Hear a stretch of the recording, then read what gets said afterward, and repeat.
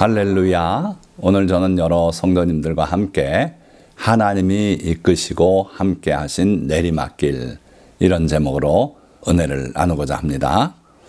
자, 오늘 내용은 다윗 왕의 역경에 관한 이야기고, 또 다윗이 그 역경을 어떻게 이겨냈는지 이 내용을 살펴봄으로써 우리가 살아가면서 때때로 겪는 역경을 우리가 어떻게 하면 이길 수 있는지, 이런 교훈을 얻고자 하는 것입니다.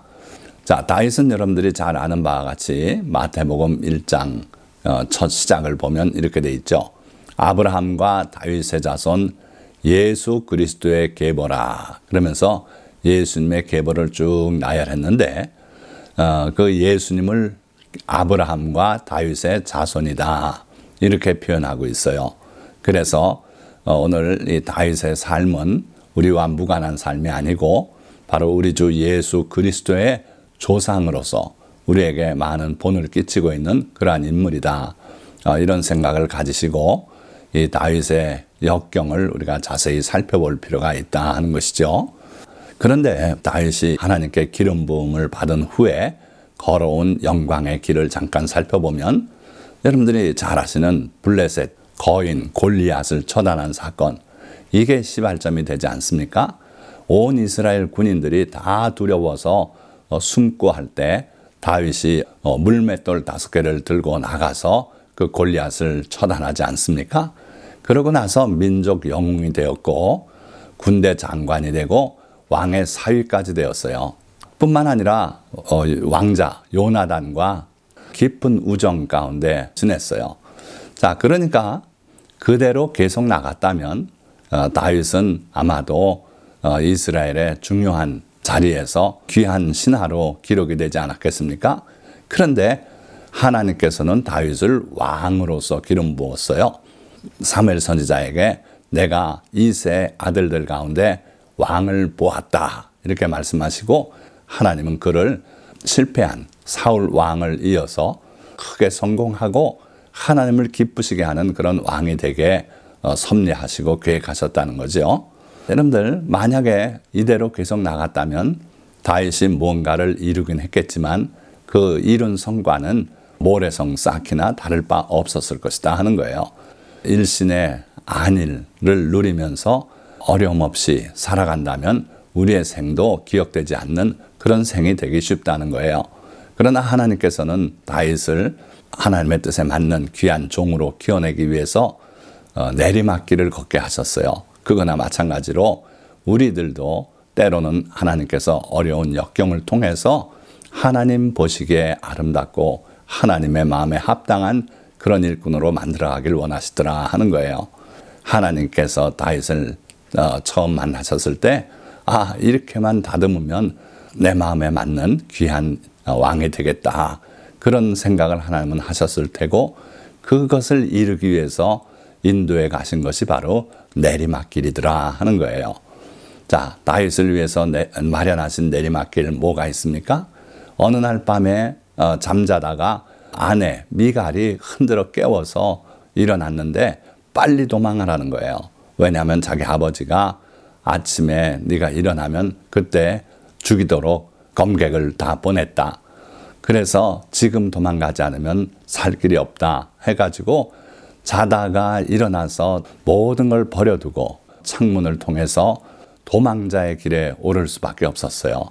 그래서 사무엘 선지자에게 잠시 들렀다가 노브에 있는 아히멜렉 제사장에게 갔습니다.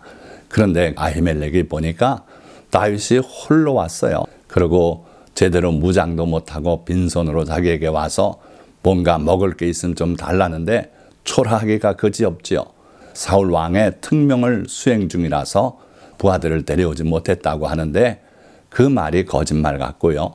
그러고 먹을 걸 달라 그러는데 하나님의 종들만이 먹을 수 있는 바로 이 하나님 앞에 올려놨던 떡, 그걸 새 떡과 바꿔내는 거, 그거밖에 없다. 그러니까 그거라도 주십시오.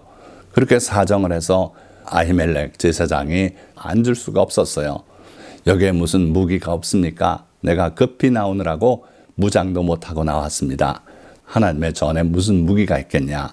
그런데 네가 골리앗을 죽이고 빼앗았던 칼, 들기조차 어려운 칼, 그거 하나 남아있다.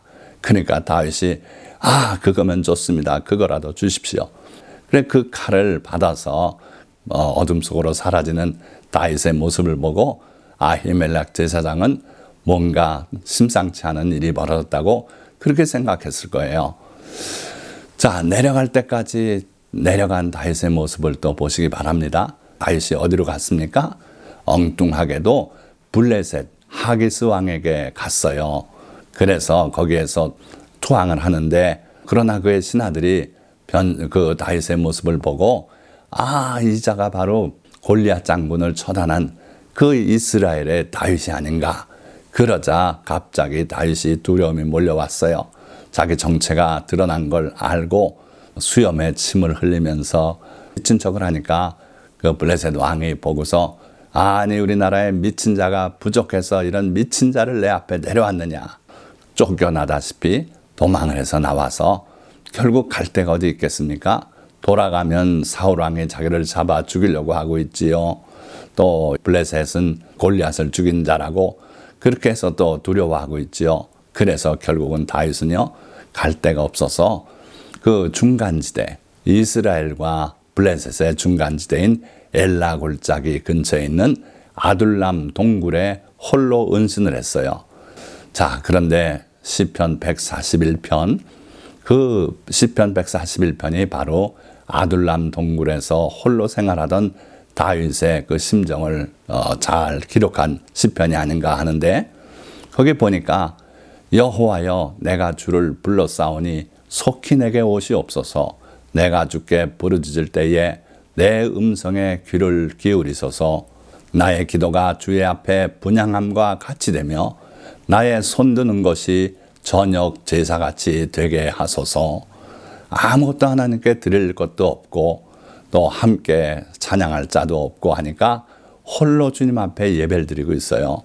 그런데 그의 기도가 하나님을 향해서 억울한 심정을 토로하고 그러고 눈물 흘리며 드리는 그의 기도가 주의 앞에 분향함과 같이 되게 해달라는 거예요. 또 나의 손드는 것이, 하나님을 향해서 손을 들고 부르짖는 그 손드는 것이 저녁 제사같이 되게 해달라고 그렇게 외치는 다윗의 기도가 바로 아둘람 동굴에서의 심정을 기록한 것이겠다는 거죠. 자, 그러나 부모와 가족들이 아둘람 동굴로 찾아 나왔어요. 그게 큰 힘이 됐을 줄 믿습니다. 자, 그리고 얼마 있어 400명가량의 사람들이 1명, 2명 다윗을 찾아 나왔는데, 이 사람들이 다윗에게 큰 힘이 되었겠는가? 그건 또 그렇지 않은 것 같아요.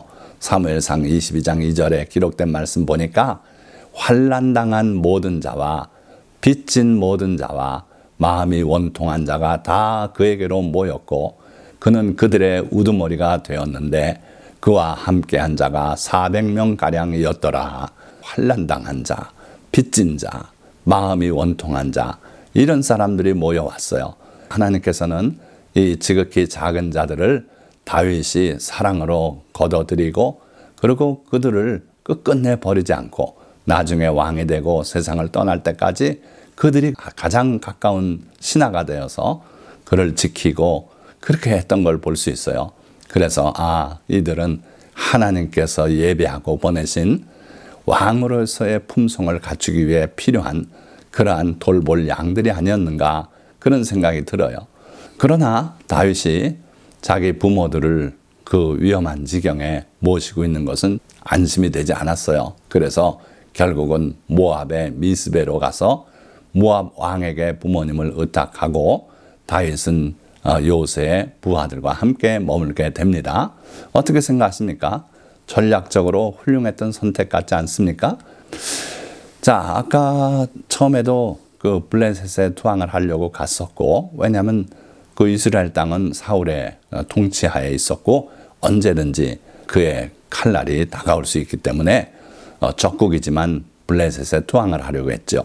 그러나 하나님의 뜻은 그게 아니었어요. 그래서 거기서 도망을 나와야 됐고, 자, 이번에는 모압으로 가서 여기도 또 이스라엘과 대치하는 나라니까 거기 가야 목숨을 건지겠다, 이렇게 생각했던 것 같은데, 하나님의 종 갓 선지자는 여기에 있지 말고 유다 땅으로 돌아가라는 거예요. 핑계를 대고 저는 여기를 떠날 수 없습니다. 이러면서 버티는 그런 경우들이 있는데 다윗은 하나님의 말씀에 순종해서 돌아왔어요. 자, 이 지도를 보시면 다윗의 도망자 생활이 얼마나 고단했는가 알 수 있는 지도 아닙니까? 저기 북쪽 기브아에서 거기서 도망 나와서 잠시 사무엘에게 갔다. 거기서 노 제사장 아히멜렉에게 갔다. 그리고 가드로 투항하러 갔다가 다시 도망 나와서 아들람 동굴, 그리고 거기서 또 이 밑으로 남쪽으로 쭉 가서 모압에 가서 부모를 의탁하고 거기 머물고 싶었지만 갓 선지자가 돌아가라. 그래가지고 결국 돌아온 곳이 헤렛 숲이었고 결국은 이제 왕이 돼서 돌아오게 되지 않습니까? 자, 그때 이제 그일라라고 하는 유다 성읍이 블레셋에 가까운 성읍이에요.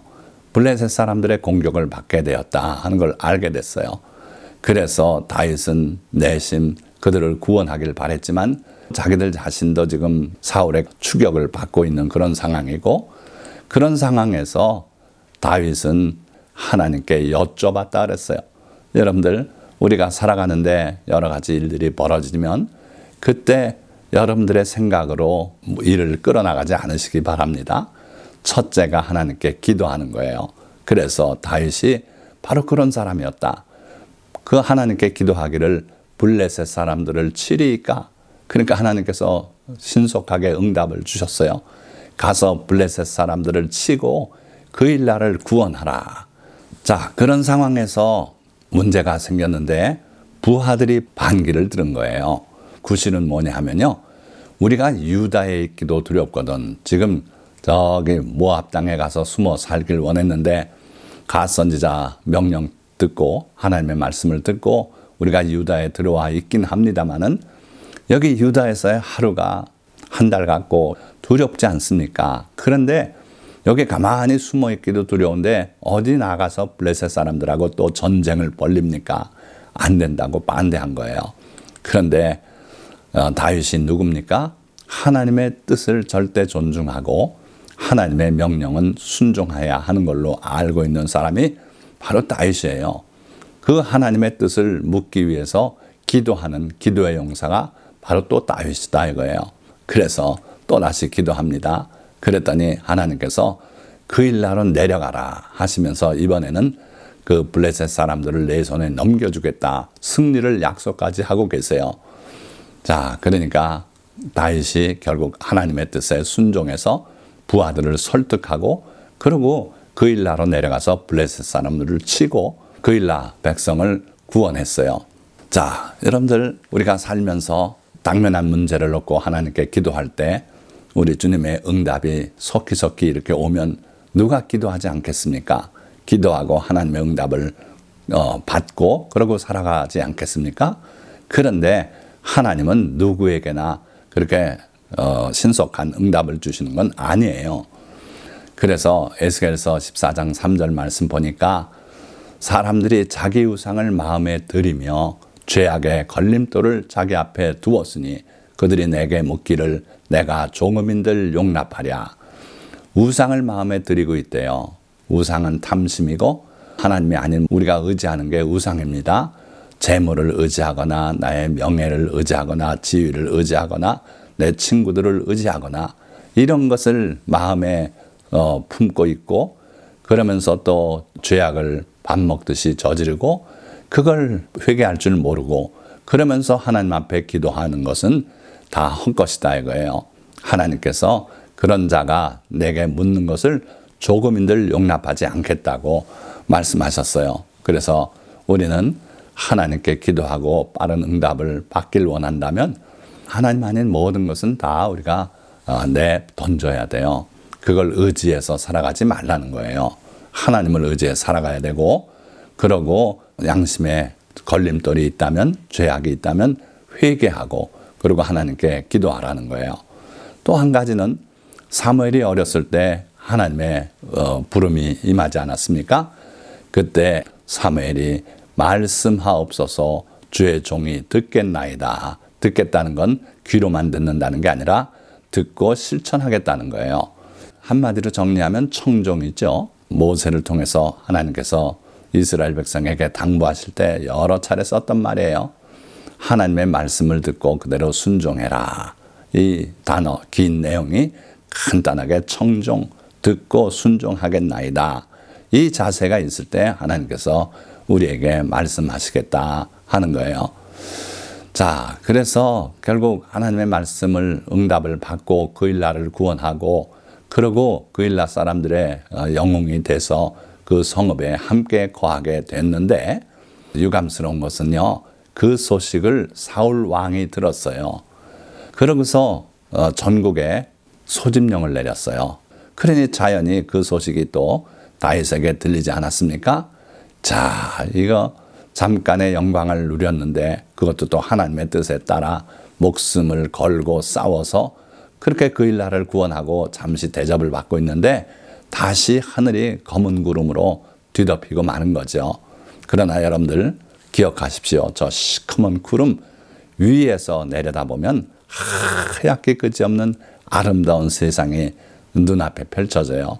저는 이 태평양을 건너면서 늘 목격했던 게 그거예요. 구름 밑에서 흐린 날 비행기를 타고 올라가도요. 잠시 그 구름층을 통과해서 올라가면은 하얀 구름이 밑에 깔려있는 게 그렇게 아름다울 수가 없어요. 그렇습니다. 우리가 볼 때는 우리의 그 삶을 가리는 검은 구름이 하늘을 뒤덮을지라도 우리의 사는 길이 가파른 내리막길로 굴러 내려가는 그런 지경일지라도 두려워하지 마십시오. 하나님을 바라보고 하나님의 손길에 매달리면요. 조만간에 하얗게 펼쳐진 그 구름을 여러분들의 눈이 보게 될 거예요. 그리고 그 바로 위에는 찬란한 태양이 빛나고 있다는 걸 또 발견하게 될 겁니다. 자, 그래서 다시 하나님께 기도드려요. 뭐라고 기도드립니까?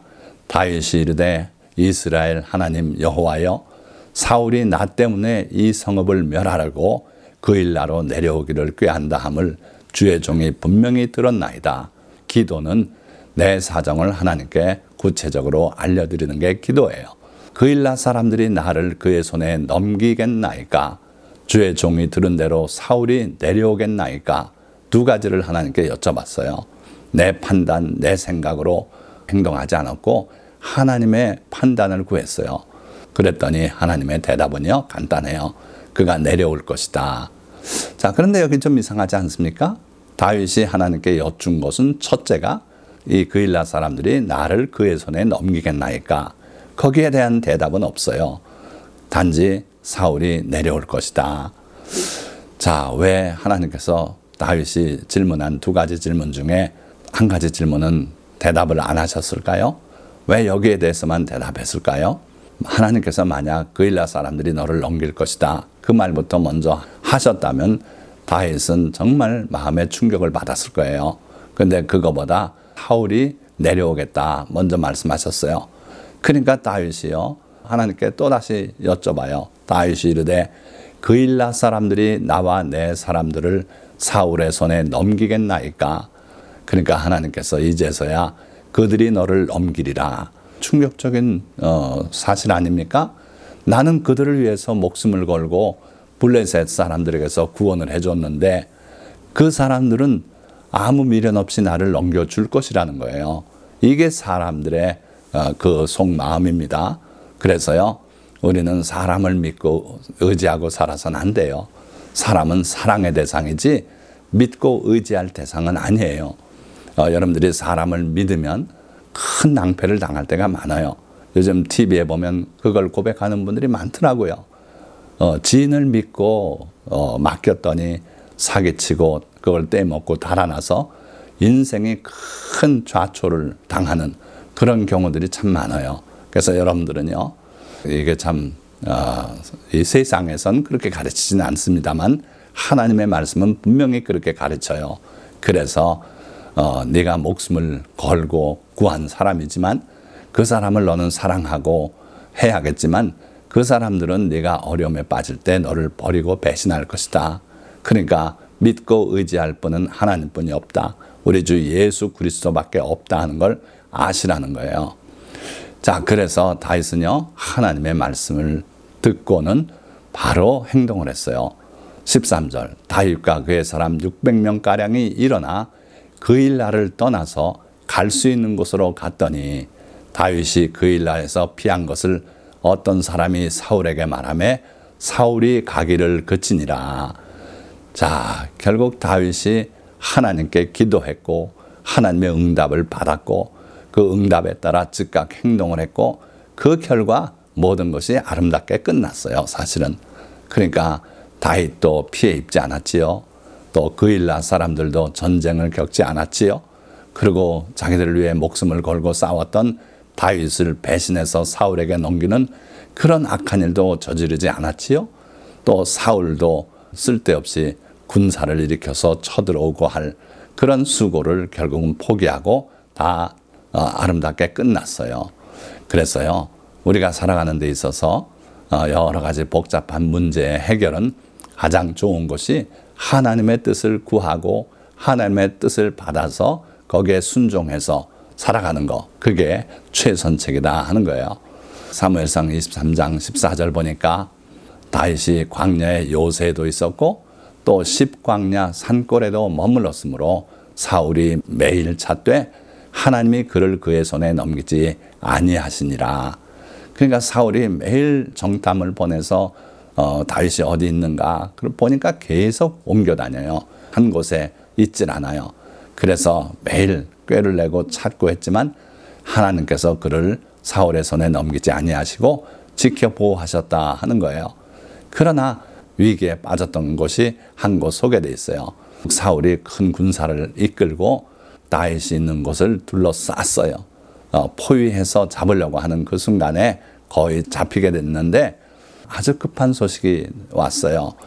블레셋 사람들이 지금 사울의 땅 이스라엘을 침공에 들어왔습니다. 전쟁이 터졌다는 거예요. 그래서 사울이 다윗을 거의 다 잡았지만 포기하고 되돌아갔어요. 그래서 다윗은 그 위험했던 그곳을 셀라 하마느 곳이라고 그렇게 불렀다 그랬어요. 셀라는 바위라는 뜻이고요. 그리고 하마느 곳은 분리라는 뜻이라고 해석이 돼요. 또는 구원이라고도 해석할 수 있다고 합니다. 그래서 큰 바위가 양쪽에 일어서 있는 그런 협곡지대인데 바로 거기서 사울의 군사가 자기를 거의 다 포위했다가 포위를 풀고 갑자기 철군하더라 하는 거예요. 나중에 듣고 보니까 블레셋 군사들의 침공으로 인해서 그런 일이 벌어졌다. 다 하나님께서 섭리하신 거 아닙니까?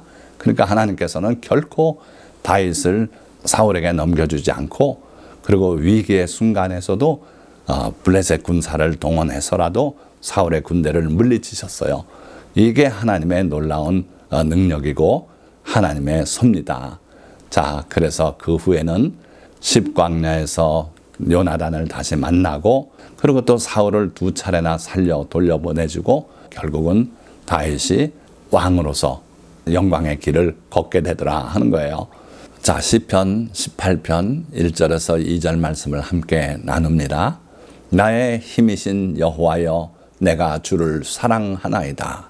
여호와는 나의 반석이시요 나의 요새시요 나를 건지시는 이시요 나의 하나님이시요 내가 그 안에 피할 나의 바위시요 나의 방패시요 나의 구원의 뿌리시요 나의 산성이시로다. 자, 저는 어릴 때 이 시편을 읽을 때요, 왜 이렇게 여러 가지를 나열했는가 참 이해가 안 됐어요. 그러고 보면 반석이고 요새고 또 바위고 방패고 이 하나하나가 다 다윗이 하나님의 보호하신 가운데 사울의 그 막강한 군사의 공격을 피할 수 있었던 그 실제적인 곳들이 다 여기 새겨져 있더라 하는 거예요. 그래서 셀라 하마느 곳은 반석인데 그 반석 거기서 하나님이 나를 구원하셔서 그들을 되돌려 보내셨다.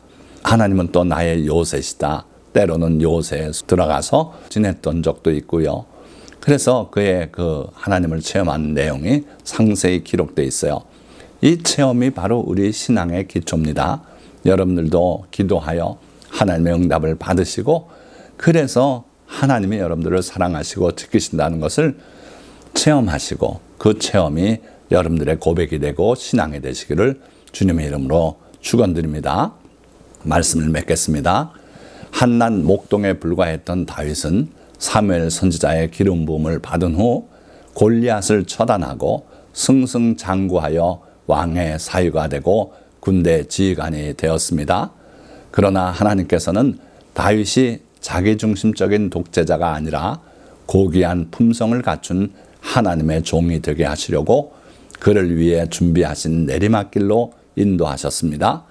그 결과 다윗은 하룻밤 사이에 도망자로 전락하여 명예와 지위 그리고 아내 미갈까지 버리고 목숨을 위해 홀로 달아나 비굴한 일까지 감내하며 고독하고 암울한 길을 걸어야 했습니다.